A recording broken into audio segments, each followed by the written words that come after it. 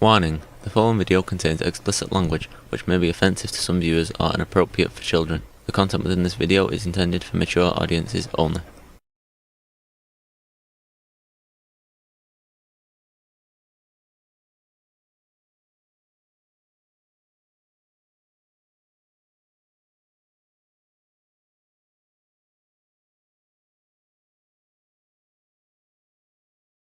Hello and welcome back. We are doing Hunter S. Thompson, Kingdom of Fear, and OBS seems to think we need this here for whatever reason. I really need to go in and figure out the settings and why it's doing that. So, without further ado, let's get into this. We get all kinds of people in this house, from common thugs and deviants to stupid thieves with hearts full of hate and U.S. senators with amazing whores on their arm. And, yeah, that's a rather an eclectic menagerie. Some arrive on private jets, and others drive stolen cars full of illegal drugs and weapons. It is an ugly mix at times, but I have learned to live with it, if only because I am a professional journalist and a writer of books about life in the weird lane. Yeah, the weird lane. I've always liked that, you know, living life in the, you had the fast lane and you had the weird lane, so, you know, then you had the normie lane. Which is interesting in the Chinese sense, but not necessarily uplifting. It is not a criminal life, or a hurricane zoo of never-ending craziness. It may look that way from a distance, but I consider it eminently sane, and most of my friends agree. Yeah, but let's look at a lot of your friends, you know, people like Jack Nicholson and, you know, so, yeah, it's kind of interesting. How we define sane and how we define crazy. Sane is a dangerous word.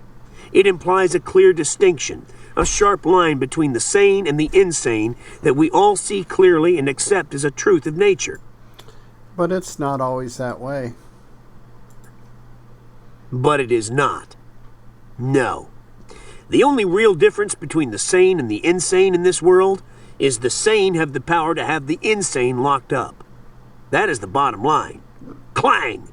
Go immediately to prison. Yep, it's pretty much the society we live in. You crazy bastard. You should have been locked up a long time ago. You are a dangerous freak. I am rich, and I want you castrated.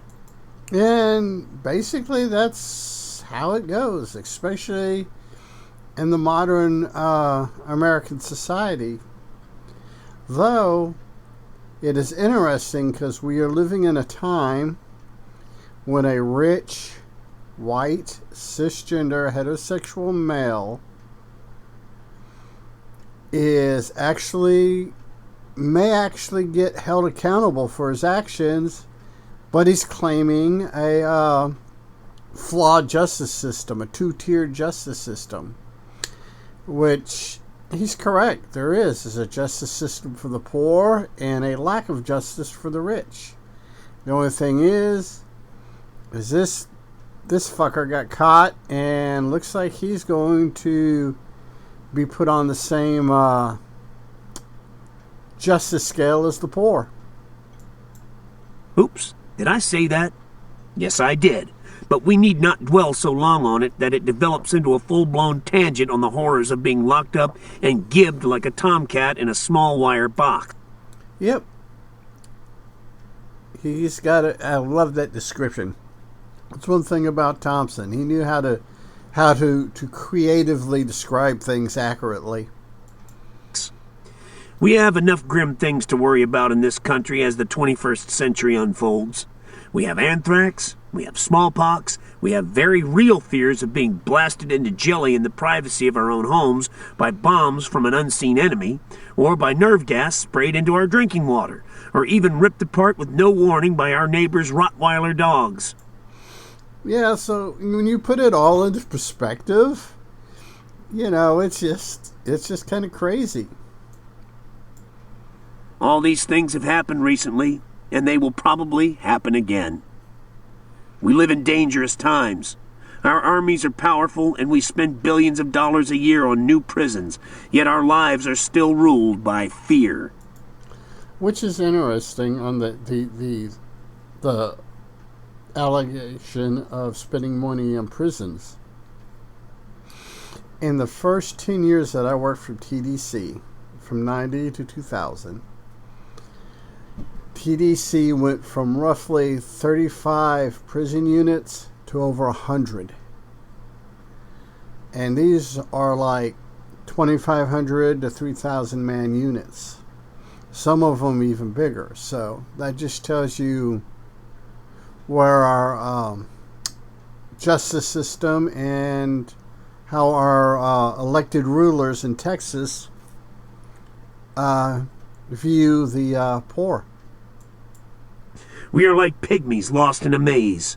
We are not at war. We are having a nervous breakdown. And guess what? It's 2024 and we're still having that nervous breakdown. Right.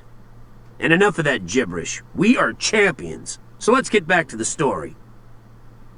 We were talking about the witness. The large and sleazy woman who came into my life like a sea snake full of poison and almost destroyed me. There were 2 other people in my kitchen that night, and a girl who kept popping in and out. Yeah, It's just kind of interesting, I could visualize this kind of going on my head. So let's say there were 5 people in the house, including the witness. She was happy to be there, she said, because she had some questions to ask me. Not now, I said. We're watching the basketball game. I said it sharply, more in the manner of a command than a gentle request from the host. Normally, I don't speak in that tone to first-time visitors, but she was clearly not a woman who was going to pay attention to gentle requests. I was not rude to her, but I was definitely firm. That is a point I like to make immediately when a dingbat comes into my home and gets loud. And not only dingbat, well, I don't know if dingbat can be considered gender neutral or not, but anyone that wants to be an asshole. That is unacceptable. We have rules here. They are civilized rules and oddly genteel in their way, yet some people find them disturbing in their eccentricity. Contradictions abound, as well as dangerous quirks that sometimes make people afraid, which is not a bad thing on some days. Fear is a healthy instinct, not a sign of weakness. Fear is what keeps us from being dead a lot of times. I mean, think about it. Every one of us is here and alive today because somewhere in our genetic history, one of our ancestors ran every time a bush shook or things fell out of the tree, or because fear kept them from getting eaten by tigers and lions and bears and things back in the day. So it is a very healthy thing to have. It is a natural self-defense mechanism that is common to felines, wolves, hyenas, and most humans. Even fruit bats know fear, and I salute them for it. If you think the world is weird now, imagine how weird it would be if wild beasts had no fear. That is how this woman tried to act when she... Yeah, wild beasts without no fear. Think about it. Squirrels, rabbits, deer, cows. Yeah, that could be interesting. And those are the tame ones, the tame ones that you wouldn't expect to do a lot of damage. Then you get into things like cougars, bobcats, coyotes, lions, what have you. Then it gets to be a real monster mash real quick. She came into my home on that fateful February night. She pranced around and wandered from room to room in a way that made me nervous. She was clearly a refugee from the sex business. a would-be promoter of sexual aids and first-class organ enlargement. That was her business plan in a nut, and nobody wanted to listen to it. I like how he didn't say nutshell. He said in a nut. You know, like the pejorative for male ejaculation. Shut up, Sam screamed. Can't you see that we're watching a goddamn basketball game? She ignored him and kept babbling. What kind of sex do you like? She asked me. Why won't you talk to me? I am not a criminal by trade, but over the years, I have developed a distinctly criminal nervous system. Some people might call it paranoia, but I have lived long enough to know that there is no such thing as paranoia. Actually, I think the fictional character Spider Jerusalem said it the best.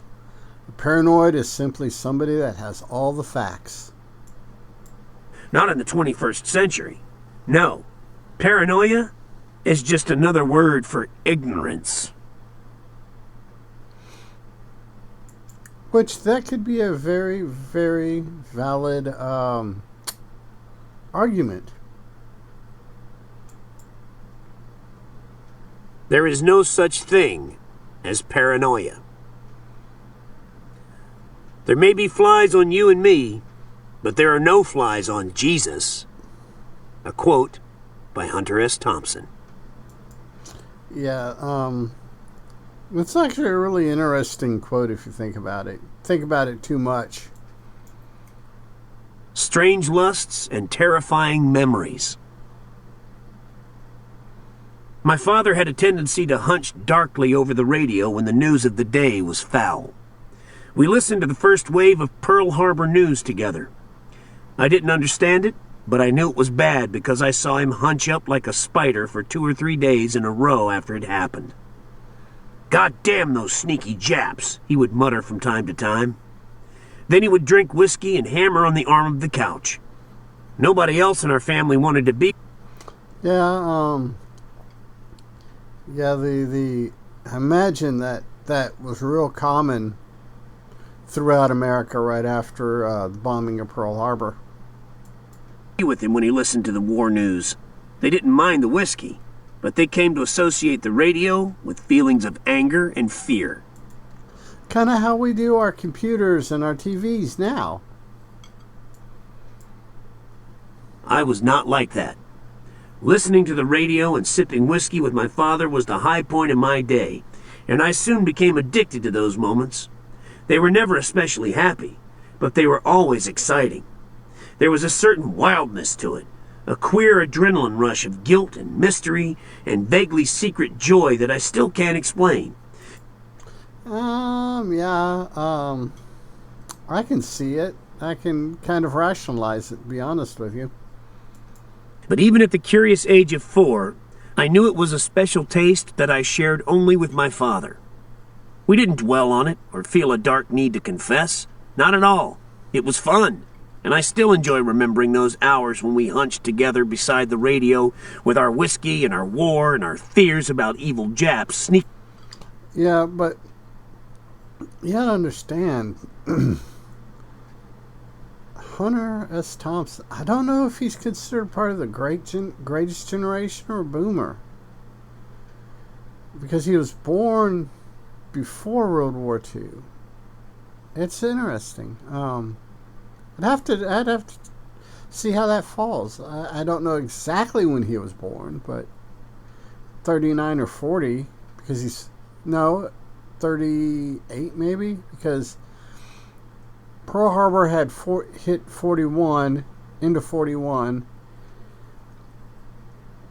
and he stated he was 4. I don't know, I'd have to look it up.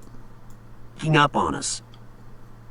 I understand that fear is my friend, but not always.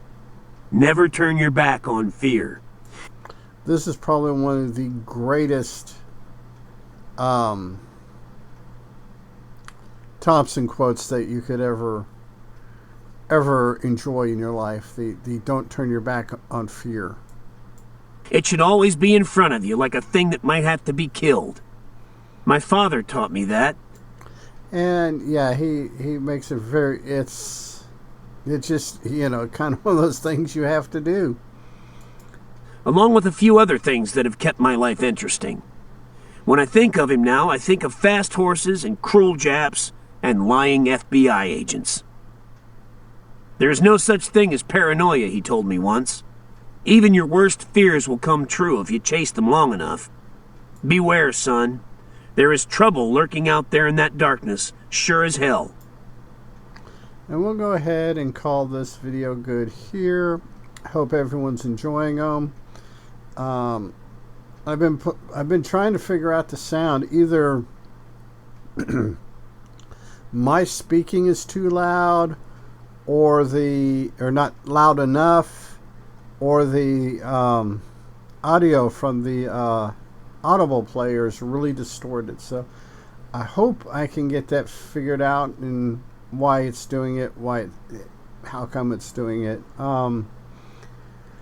Also, I plan on starting this Saturday, the 17th of August 2024, on the weekends, doing a long 30 to 45 minute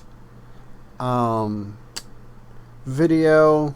It may creep over 45 minutes every now and again, but I want to do that on the weekends. Just do one big long video. Then on the weekdays, continue to do the 15 to 25 minute long ones. So we'll see how that goes, and see you guys next time. And as always, be good humans. Be good to other humans. Peace. Hey, it's 10 p.m. Do you know where your children are?